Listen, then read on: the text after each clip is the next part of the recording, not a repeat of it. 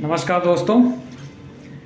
आज हम लोग विश्लेषण करेंगे जो अभी चारों विधानसभा के चुनाव के रिजल्ट आ रहे हैं कि किस तरह इन चारों विधानसभाओं में अप्रत्याशित रूप से चुनाव परिणाम आए हैं। सारे एग्जिट पोल और लोगों की जो अपेक्षाएं थी उससे उलट रिजल्ट, और ये रिजल्ट खासकर कांग्रेस के लिए बहुत ही चुनौतीपूर्ण हो रहे हैं। जहां भाजपा अपनी विधानसभा संख्या पहले जहां एक राज्य में मध्य प्रदेश में सरकार थी, वहीं पे अब वो छत्तीसगढ़ और राजस्थान में भी सरकार बनाने की स्थिति में आ गए हैं और मध्य प्रदेश में एक तरह से क्लीन स्वीप किया है। चुनाव के पहले ये लग रहा था कि मध्य प्रदेश में भी कांग्रेस काफ़ी अच्छा करेगी, पिछली बार से भी अच्छा, लेकिन अभी जैसे चुनाव परिणाम आ रहे हैं उससे कांग्रेस की बहुत बड़ी दुर्गति हुई है और आगे चल के इस पे काफ़ी विश्लेषण होंगे कि क्या कारण रहे। तो ये चुनाव एक तरह से लोकसभा का सेमीफाइनल माना जा रहा था और 5 राज्यों में चुनाव हुए थे, मध्य प्रदेश, राजस्थान, छत्तीसगढ़, तेलंगाना और मिजोरम। मिजोरम का रिजल्ट कल आएगा 5 तारीख को, वहाँ एक दिन डिले कर दिया गया है। इन 4 राज्यों में 3 में बीजेपी सत्ता में आ रही है पूर्ण बहुमत के साथ, और तेलंगाना में बीआरएस को सत्ता से बाहर करते हुए कांग्रेस वहाँ पे पूर्ण बहुमत की सरकार बनती दिख रही है। पहले हम लोग बात करेंगे राजस्थान में जो अभी तक दिख रहा है वो भारतीय जनता पार्टी 165 सीट जीत रही है, कांग्रेस 64 सीटें और अदर के खाते में 1 सीट आ रही है। मध्य प्रदेश जब चुनाव स्टार्ट हुआ था या उसके 5-6 महीने पहले ऐसा ये दिख रहा था चुनावी सर्वेक्षणों में भी और लोगों से कि वहाँ पे कांग्रेस इस बार चुनाव निकाल ले जाएगी और पिछली बार से ज़्यादा अच्छी स्थिति में होगी। लेकिन शिवराज सिंह चौहान की अपील और महिलाओं के लिए चलाई गई योजनाओं और मोदी मैजिक और भारतीय जनता पार्टी ने जिस तरह वहाँ टिकट में अपने कई सारे वरिष्ठ सांसदों और कैबिनेट मंत्रियों को चुनाव में उतारा, उसका परिणाम आज दिख रहा है कि शिवराज सिंह चौहान के नेतृत्व में एक प्रचंड बहुमत के साथ भारतीय जनता पार्टी वहाँ वापसी कर रही है। मध्य प्रदेश इन तीनों राज्यों में भारतीय जनता पार्टी ने किसी भी को मुख्यमंत्री प्रोजेक्ट नहीं किया था, ना ही राजस्थान में, ना मध्य प्रदेश में, ना छत्तीसगढ़ में। और शुरू में ऐसा लग रहा था कि शिवराज सिंह चौहान के टिकट के ऊपर भी पहले दूसरे राउंड में उनका टिकट भी घोषित नहीं हुआ था बुधनी से, लेकिन उसके बाद जैसे जैसे चुनाव आगे बढ़ा उसके बाद शिवराज सिंह चौहान एक बार फ्रंट फुट पे आके अपने सरकार द्वारा चलाई गई योजनाओं का प्रचार और उसमें खासकर लाडली बहना, सुशासन, महिला सुरक्षा, डायरेक्ट कैश ट्रांसफ़र, लाडली लक्ष्मी योजना, कन्यादान, अंशुमान भारत और तीर्थ दर्शन जैसी योजनाओं का उन्होंने व्यापक रूप से प्रचार किया और लगभग पिछली बार से इस बार जो है महिला जो वोटर थी उन्होंने लगभग 4% से ज़्यादा, पिछली बार की अपेक्षा 4% ज़्यादा महिलाओं ने इस बार भारतीय जनता पार्टी को वोट दिया है और लगभग 45% से ज़्यादा वोट भारतीय जनता पार्टी लेकर आ रही है और 165 सीटें वो जीतते हुए दिख रहे हैं। इसमें कई सारे फैक्टर रहे जो मध्य प्रदेश में काम किए। पहला जो शिवराज सिंह चौहान की एक इमोशनल अपील जो उन्होंने चुनाव में किया कि मध्य प्रदेश में शिवराज सिंह चौहान अपने आप को मामा के रूप में प्रचारित करते हैं कि वो वहाँ के बच्चों के मामा हैं।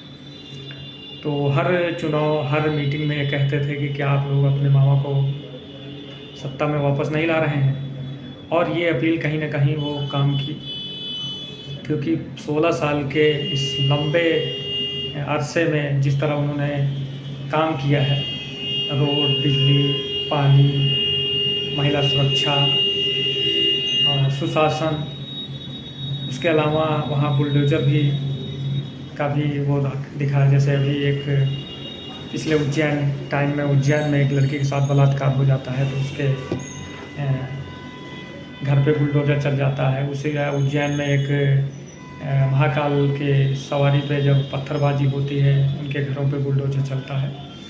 तो कहीं ना कहीं जनता को जो ये 16 साल की शिवराज सिंह चौहान की सरकार थी उस पर लोगों ने विश्वास व्यक्त किया। और कांग्रेस 6 महीने पहले ये लग रहा था कि कमलनाथ जी के नेतृत्व में कांग्रेस एकजुट हो रही है और वो काफ़ी अच्छी फाइट करेंगे और चुनाव वो निकाल ले जाएंगे, क्योंकि जो पिछले एग्जिट पोल भी आए थे उसमें भी दिख रहा था कि नेक टू नेक फाइट है और कांग्रेस थोड़ी सी बढ़त लेकर कांग्रेस बीजेपी से बढ़त ले रही है।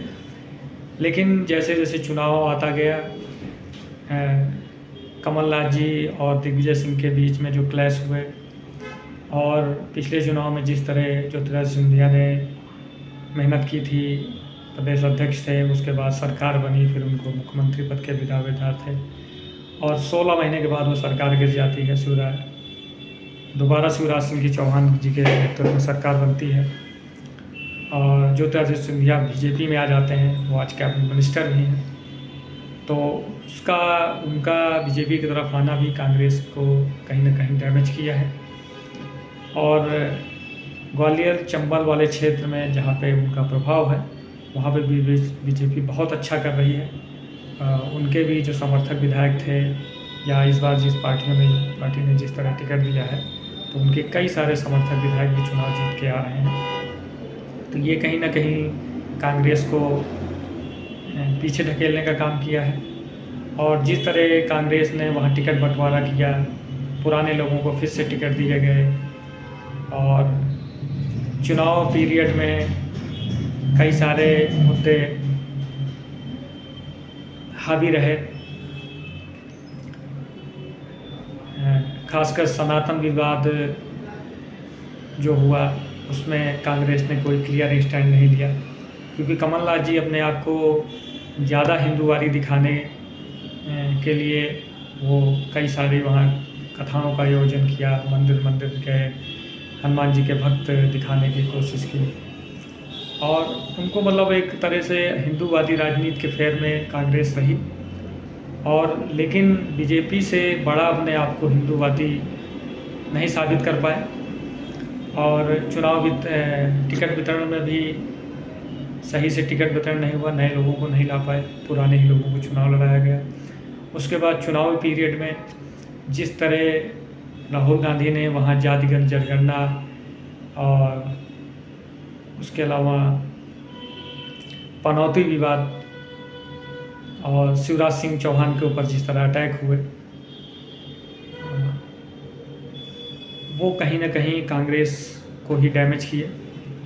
और ये पनौती विवाद अभी विधानसभा चुनाव तक ही नहीं बल्कि ये लोकसभा में भी जाएगा और जब लोकसभा का वेव स्टार्ट होगा चुनाव का तो ये कांग्रेस, जैसे जब गुजरात के चुनाव हो रहे थे 2009 के टाइम में, तो सोनिया गांधी ने मौत का सौदागर, चाय वाला, नीच आदमी, मतलब जब जब भी कांग्रेस ने कोई ऐसा प्रहार मोदी के ऊपर किया है तो उसको मोदी ने अपना एक स्टैंड बना लिया और उस पर उन्होंने पूरे चुनाव को घुमा दिया है। उसी तरह इस पनौती विवाद में भी कांग्रेस की पनौती लग गई है और ये आगे कब जाके रुकेगा, ये लोकसभा के चुनाव तक ये चलता रहेगा। और सनातन विवाद भी है, जिस तरह तमिलनाडु के उनके स्टालिन के बेटे ने जिस तरह सनातन विवाद को उठाया उदयनिधि ने, और उसके अलावा खड़गे जी के पुत्र जो कर्नाटक में कैबिनेट मिनिस्टर हैं, उन्होंने सनातन को गाली बकी। और कांग्रेस एक तरफ अपने आप को हिंदूवादी दिखाने के उसमें रहती है और दूसरी तरफ उनके नेता ऐसे उलूल जुलूल बातें करते रहते हैं, तो ये कहीं ना कहीं जनता इस पर रिएक्ट करती है और इसका फ़ायदा बीजेपी ने अच्छी तरह से उठाया है। मध्य प्रदेश के चुनाव जीतने में कई सारे फैक्टर रहे हैं। एक तो बीजेपी ने अपने 7 सांसदों को चुनाव लड़ाया, जिसमें से शायद फग्गन सिंह कुलस्ते चुनाव हार रहे हैं, बाकी सभी लगभग जीत रहे हैं। और उसके अलावा शिवराज सिंह चौहान का जो चेहरा था, ये चुनाव के पहले लग रहा था कि उनको मुख्यमंत्री प्रोजेक्ट नहीं किया गया है और शायद वो मुख्यमंत्री ना भी बने, लेकिन जिस तरह के रिजल्ट आए हैं अभी लग रहा है कि शिवराज सिंह चौहान 5वीं बार भी मुख्यमंत्री बनने जा रहे हैं। उसके अलावा मोदी मैजिक, क्योंकि ये पूरा चुनाव मोदी के ऊपर चुनाव लड़ा गया था, शिवराज जी का इमोशनल कार्ड खेलना, उसके अलावा कांग्रेस का ओवर कॉन्फिडेंस। कांग्रेस को ये लग रहा था लीडरशिप को, चाहे वो केंद्र की हो राज्य को हो, कि वो चुनाव जीत रहे हैं और इसके वो कॉन्फिडेंस में रहे और कहीं ना कहीं उन्होंने गलतियां की टिकट वितरण में, चुनाव मुद्दे उठाने में, सरकार की नाकामियां बताने में वो पूरी तरह से असफल रहे। उसके अलावा सरकार द्वारा चलाई जा रही मध्य प्रदेश में योजना, लाडली बहना योजना, महिला सुरक्षा ऊपर जो काम हुआ है, डायरेक्ट बेनिफिट ट्रांसफ़र जो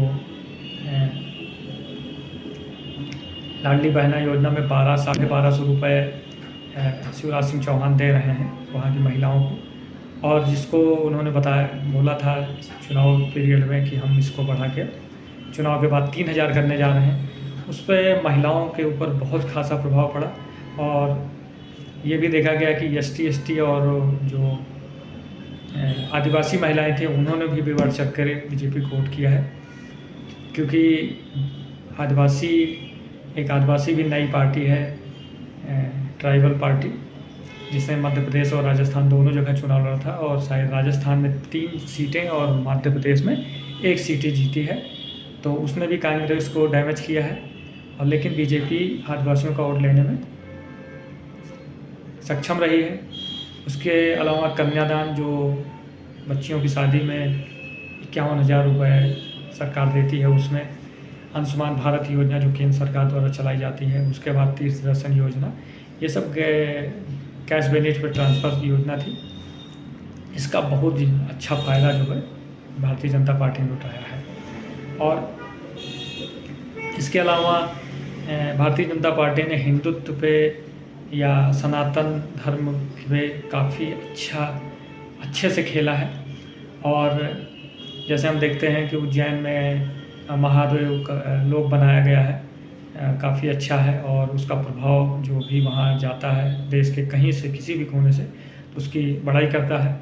उसके अलावा सलकनपुर में एक देवी लोक बनाने, ओरछा में राम लोक, और सागर में रविदास स्मारक, चित्रकूट में दिव्य वनवासी लोक, ये सब जो है राम पथ गमन मार्ग, ये सभी सारी चीज़ें हिंदुओं को पोलराइज करने में काफ़ी योगदान हुआ इनका। और आज हम देख रहे हैं कि मध्य प्रदेश में भारतीय जनता पार्टी प्रचंड बहुमत से सरकार बना रही है और कांग्रेस के जो अपेक्षाएं थी उस पर तुषारपात हुआ है और वो उन कॉन्फिडेंस में और आपसी गुटबाजी की वजह से वो चुनाव हार रहे हैं वहाँ बहुत बुरी तरह से। उसके अलावा राजस्थान जो पिछली बार अशोक गहलोत के नेतृत्व में सरकार बनी थी। हमने देखा है कि 5 साल अशोक गहलोत और सचिन पायलट के बीच में सत्ता संघर्ष चलता रहा है।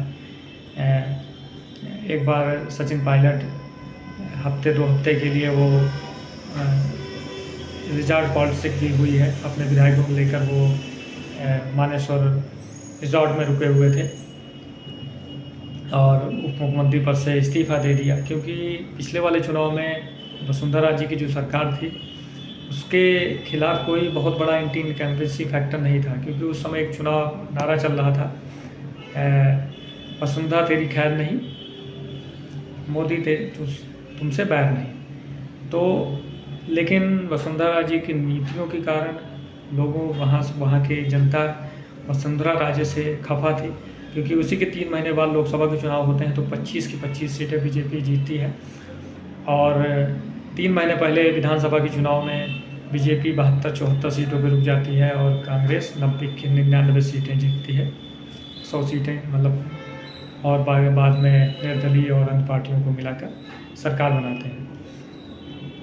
अशोक गहलोत के खिलाफ भी बहुत बड़ा सत्ता विरोधी लहर नहीं थी, लेकिन जो अभी आज परिणाम आए हैं उसमें भारतीय जनता पार्टी लगभग 117-18 सीटें जीत रही है, कांग्रेस पार्टी 67 सीटों पर सिमट रही है, और अन्य जो भारतीय जनता पार्टी और कांग्रेस के बाकी उम्मीदवार थे लगभग 15 सीटें जीत रहे हैं। कुछ क्षेत्रीय पार्टियां भी वहाँ चुनाव जीत रही हैं। अशोक गहलोत सरकार के में जो लगभग 12 मंत्री उनके चुनाव हार रहे हैं। वहाँ के प्रदेश अध्यक्ष CP जोशी वो भी चुनाव इस बार हार रहे हैं। भारतीय जनता पार्टी के सतीश पुनिया जो वहाँ के राजेंद्र राठौर जो विधानमंडल दल के नेता थे वो भी इस बार चुनाव हार रहे हैं। राज्यवर्धन सिंह राठौर, भारतीय जनता पार्टी ने राजस्थान में भी अपने 7 सांसदों को टिकट दिया था, जिसमें से राज्यवर्धन सिंह राठौर चुनाव हारते हुए दिख रहे हैं। बाकी महंत बालकनाथ, किरोड़ीलाल मीणा, दिया कुमारी, वसुंधरा राजे, सतीश पुनिया, ये सारे नेता चुनाव जीत रहे हैं और भारतीय जनता पार्टी वहाँ 117 सीटों पर चुनाव जीत रही है। राजस्थान में भी सबसे ज़्यादा जो फैक्टर काम किया वो महिला सुरक्षा का, क्योंकि इन 5 सालों में लॉ एंड ऑर्डर राजस्थान का काफ़ी बिगड़ गया था और इस बात के समय में बहुत ज़्यादा ये प्रभावित किया। कुछ न कुछ घटनाएं वहाँ महिलाओं के साथ होती रही हैं और ये मीडिया की सुर्खी बनती रही है। उसके अलावा जैसे कन्हैयालाल का उदयपुर में एक हत्या हो जाती है गला काट के, कुछ मुस्लिम युवक उसका गला काट देते हैं, किसी सोशल साइट पे कोई पोस्ट डाल दे देते हैं, उसकी वजह से उसकी हत्या की दी जाती है। और ये मुद्दा पूरे चुनाव में हावी रहा, हिंदुत्व का और तुष्टीकरण का, मुस्लिम तुष्टीकरण का, और ये कहीं ना कहीं कांग्रेस को बैकफायर किया। उसके अलावा टिकट वितरण में भी, और उसके बाद सचिन पायलट और अशोक गहलोत की जो इन 5 सालों में टकराव बना रहा है, ये कांग्रेस को लेट हुआ। और इसके अलावा ये भी देखा गया है कि पिछले 30 सालों में कोई भी सरकार रिपीट नहीं हुई है। कांग्रेस में ये पैटर्न रहा है कि हर बार 5 साल में सरकार बदल जाती है, कभी कांग्रेस की, कभी बीजेपी की। 2003 से वसुंधरा राजे कांग्रेस भारतीय जनता पार्टी में राजस्थान की एक छत्र नेता रही हैं, लेकिन इस बार उनको मतलब किसी को भी राजस्थान में मुख्यमंत्री पद का दावेदार नहीं बनाया गया। मोदी के प्रधानमंत्री मोदी जी के नेतृत्व में चुनाव लड़ा गया है और अपने 7 सांसदों को टिकट दिया, जिसका फ़ायदा उस पार्टिकुलर क्षेत्र में मतलब सभी सांसदों ने मेहनत किया और उसका फ़ायदा जो है सीट में कन्वर्टेड होता दिख रहा है। उसके अलावा कई सारे विधायकों का भी टिकट काटा गया है। तो मतलब अभी पिछले टाइम में या किसी भी एग्जिट पोल में या किसी भी सर्वे में भारतीय जनता पार्टी को इतना मजबूती से नहीं दिखाया गया, मतलब ये था कि नेक टू नेक फाइट रहेगी और कांग्रेस वहाँ आराम से सरकार बना सकती है, या जो अदर्स रहेंगे वो जिसकी तरफ जाएंगे उसकी सरकार भाजपा या कांग्रेस में बन जाएगी। लेकिन अब बीजेपी को अदर्स की ज़रूरत नहीं पड़ेगी, क्योंकि 100 सीटों की ज़रूरत होती है और 118 सीटें जीत रहे हैं, तो आराम से वहाँ सरकार बन जाएगी। अब आने वाले टाइम में मुख्यमंत्री कौन बनेगा, क्योंकि वसुंधरा राजे जो पूर्व मुख्यमंत्री हैं उनका अपना संगठन है, उनकी पार्टी में काफ़ी महत्व है, तो वो भी मुख्यमंत्री बन सकती हैं, या भारतीय केंद्रीय नेतृत्व किसको ये कर मुख्यमंत्री बनाता है, ये आने वाले समय में पता लगेगा। उसके बाद छत्तीसगढ़ है। 15 साल डॉक्टर रमन सिंह के नेतृत्व में 15 साल वहाँ सरकार चली है, लगातार 3 टर्म डॉक्टर रमन सिंह वहाँ मुख्यमंत्री रहे हैं। लेकिन पिछले 2018 के चुनाव में वहाँ सरकार बदल गई और कांग्रेस ने वहाँ एक तरह से क्लीन स्वीप किया था। 90 सीटों में लगभग 73-74 सीटें जीती थी कांग्रेस। बीजेपी वहाँ 15 सीटें ही मुश्किल जीत पाई थी, उसके साथ बहुत सारे मंत्री हार गए थे। लेकिन इस बार उसका उल्टा होता दिख रहा है, उतनी बुरी तरह से नहीं हार रही है, लेकिन जैसे देख रहे हैं कि छत्तीसगढ़ में भारतीय जनता पार्टी लगभग 56-57 सीटें जीतती हुई दिख रही है और कांग्रेस 34 सीटों पर रुक रही है। और भूपेश बघेल भी जो वहाँ के मुख्यमंत्री हैं वो भी चुनाव हार रहे हैं अभी तक जो दिख रहा है, और जो वहाँ के उप मुख्यमंत्री थे बाद में वहाँ भी सत्ता संघर्ष चला और इस्तीफा देने के बाद फिर से दोबारा उनको मुख्यमंत्री बनाया गया। टी.एस. सिंहदेव वो भी अपनी सीट चुनाव हार रहे हैं बहुत मामूली अंतरों से, और लगभग 10 मंत्री भूपेश बघेल के वहाँ चुनाव हार रहे हैं।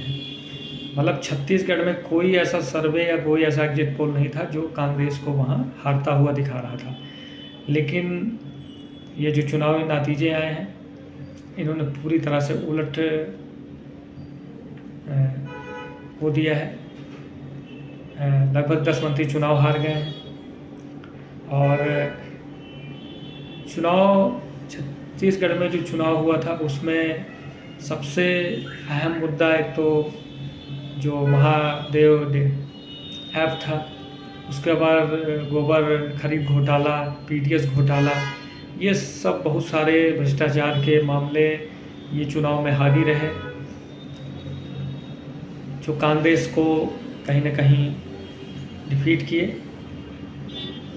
लेकिन उसके बाद भी ये कहीं नहीं मतलब महसूस हो रहा था या कोई भी नहीं बोल रहा था कि छत्तीसगढ़ में कांग्रेस चुनाव हार जाएगी। लेकिन बीजेपी ने वहाँ काफ़ी पहले से मेहनत कर रही थी। वहाँ भी किसी को मुख्यमंत्री पद का दावेदार नहीं बनाया गया था। लगभग 4 मंत्रियों को 3 से 4 लोकसभा सांसदों को भी वहाँ भारतीय जनता पार्टी ने चुनाव लड़ाया, और जो वहाँ का साहू समाज है उसको भारतीय जनता पार्टी से वो छिटक गया था वोट बैंक, उसको अपनी तरफ मिलाया, और लगभग 14% उनकी आबादी है ओबीसी यहाँ पे, उनको अपने साथ मिलाया। टिकट वितरण में काफ़ी ध्यान रखा लोगों, और उसके अलावा उन्होंने एक जैसे भारतीय जनता पार्टी ने वहाँ धान खरीद के लिए लगभग 3100 रुपये अपने घोषणा पत्र में घोषणा की कि 3100 रुपये हम धान प्रति कुंटल 3100 रुपये का भुगतान करेंगे। उसके अलावा महतारी बंधन योजना जिसमें 1200 रुपये सालाना आर्थिक मदद महिलाओं को देने का वादा किया है। उसके अलावा भूमिहीन किसानों को सालाना 10,000 की मदद और 2 लाख नौकरियों का वादा किया गया है। तो इन सब वादों की वजह से भारतीय जनता पार्टी वहाँ गेन करने में सफल रही है, और कांग्रेस की जो आपसी सत्ता संघर्ष था भूपेश बघेल और टी.एस. सिंहदेव के बीच में, उसके अलावा लॉ एंड ऑर्डर की उतनी ज़्यादा वो नहीं थी, क्योंकि नक्सलाइट एरिया था, लेकिन काफ़ी समय से मतलब इस 5 सालों में कोई ऐसी बहुत बड़ी वारदात वहाँ नक्सलाइट नहीं हुई है, तो शांति थी। विकास काम भी हो रहा था। भूपेश बघेल ने वहाँ बहुत सारी, जैसे पिछली बार कांग्रेस ने धान खरीद के 25-26 सौ रुपये कुंटल का वादा किया था। उसके अलावा कृषि माफ़, गोबर खरीद, गोबरों को खरीद, गौ जानवरों के मूत्र की खरीद, उससे दवा बनाई जाती। मतलब ये कई सारी योजनाएं थी जिससे कांग्रेस को फ़ायदा हुआ था। लेकिन चुनाव आते आते कांग्रेस गवर्नमेंट पे और भूपेश बघेल पे भारतीय जनता पार्टी ने भ्रष्टाचार के ऊपर काफ़ी ज़ोर शोर से मुद्दा उठाया और अपने मैनिफेस्टो में इन सारी योजनाओं को, महतारी वंदन योजना जिसमें 12,000 सालाना देने का वादा किया गया, भूमिहीन किसानों को 10,000 रुपये सालाना देने का वादा किया, 2 लाख नौकरियों का वादा किया गया। उसके अलावा धान खरीद के लिए पैसा बढ़ाने की बात हुई। उसके अलावा 500 रुपये की 400 रुपये सिलेंडर देने की बात हुई। तो इन सब की वादों की वजह से भारतीय जनता पार्टी वहाँ गेन किया है और लगभग 56 सीटें वहाँ जीत रही है। कांग्रेस की सरकार वहाँ जा रही है। कांग्रेस कुछ और कॉन्फिडेंस भी थी, क्योंकि किसी भी सर्वे या किसी भी पोल में कांग्रेस को वहाँ हारते हुए नहीं दिखा रहे थे। तो एक तरह से ये लोग मान बैठे थे कि हम वहाँ चुनाव जीत रहे हैं, लेकिन ऐसा नहीं हो रहा है। वहाँ चुनाव कांग्रेस हार रही है और भारतीय जनता पार्टी एक बार फिर से चुनाव छत्तीसगढ़ में सरकार बनाने जा रही है पूर्ण बहुमत से। और आगे आने वाले टाइम में कौन मुख्यमंत्री बनता है इसमें देखना होगा, क्योंकि डॉक्टर रमन सिंह भी हैं, उसके अलावा और भी कई लोग हैं जिनको मुख्यमंत्री पद का दावेदार माना जा रहा है। इसके अलावा दक्षिणी राज्य तेलंगाना में केसीआर चुनाव हार रहे हैं काफ़ी बुरी तरह से। तेलंगाना राज्य गठन के बाद 2013 में के बाद वहाँ जब चुनाव हुए थे, उसके बाद से लगातार 2 टर्म केसीआर मुख्यमंत्री रहे हैं। उन्होंने कई सारी योजनाएं भी किसानों के लिए, महिलाओं के लिए चलाई थी और उसका फ़ायदा भी मतलब उनको चुनाव में मिला। पिछली बार तो उन्होंने पूरी तरह से क्लीन स्वीप किया था, लेकिन इस बार दिख रहा है कि तेलंगाना में केसीआर की पार्टी लगभग 39 या 40 सीटें जीत रही है। कांग्रेस 63 सीटें जीत रही है। भारतीय जनता पार्टी भी वहाँ 1 से 8 सीटों पे पहुँच रही है और अदर के खाते में 8 सीटें जा रही हैं।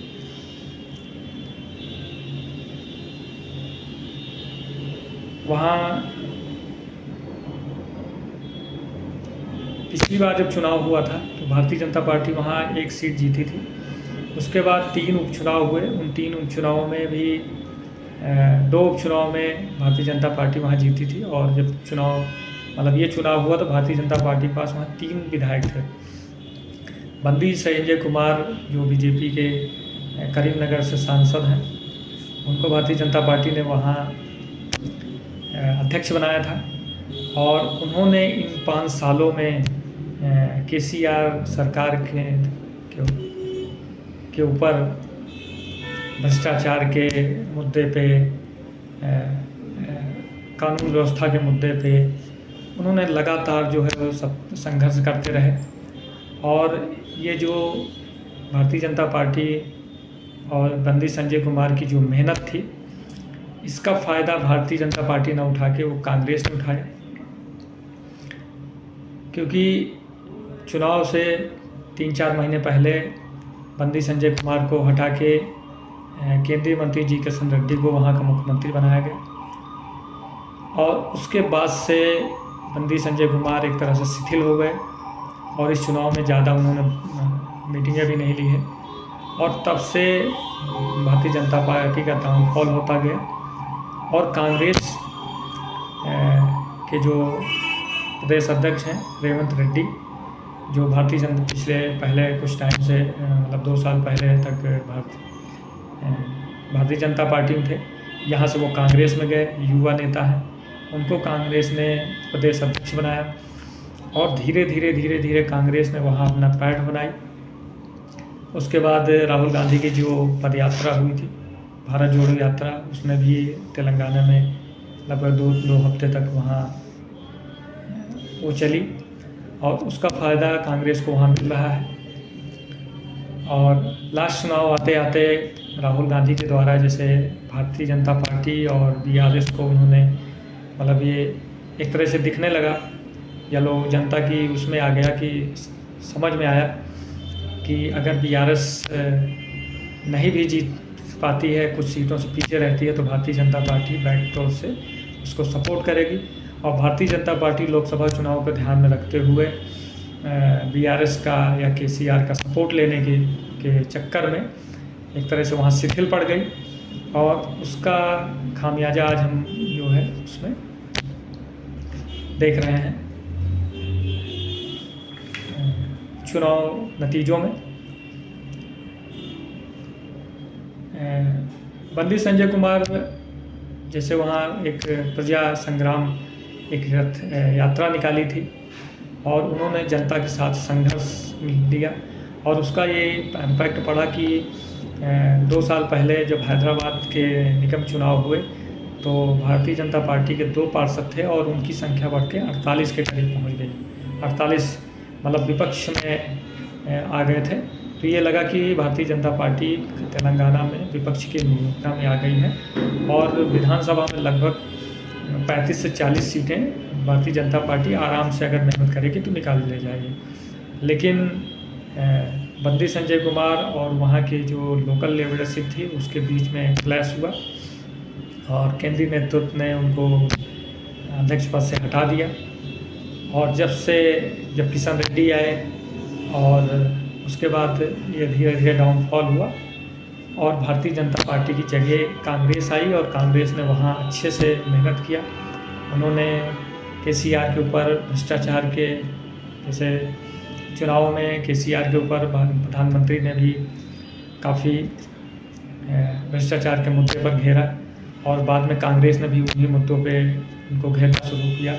दूसरा, कांग्रेस ने तेलंगाना गठन का श्रेय पूरी तरह से लिया, सोनिया गांधी जी से अपील करवाई और टिकट वितरण में और लोकल लीडरशिप को वहाँ आगे रख के मतलब केंद्रीय नेतृत्व उतना वहाँ हावी नहीं हुआ और लोकल लीडरशिप ने रेवंत रेड्डी के नेतृत्व में वहाँ अच्छा काम किया और वो कहीं ना कहीं दिख रहा है। तेलंगाना में कांग्रेस की सरकार बनने जा रही है और हो सकता है कि आगे रेवंत रेड्डी को वहाँ मुख्यमंत्री बनाया जाए क्योंकि केसीआर को 2 सीटों पे चुनाव लड़े थे। एक जगह रेवंत रेड्डी उनको चुनाव हरा रहे हैं और दूसरी जगह भारतीय जनता पार्टी के कामारेड्डी सीट पे वेंकट रमन रेड्डी ने सीएम और को चुनाव हरा दिया है। तो अगर भारतीय जनता पार्टी वहाँ थोड़ा सा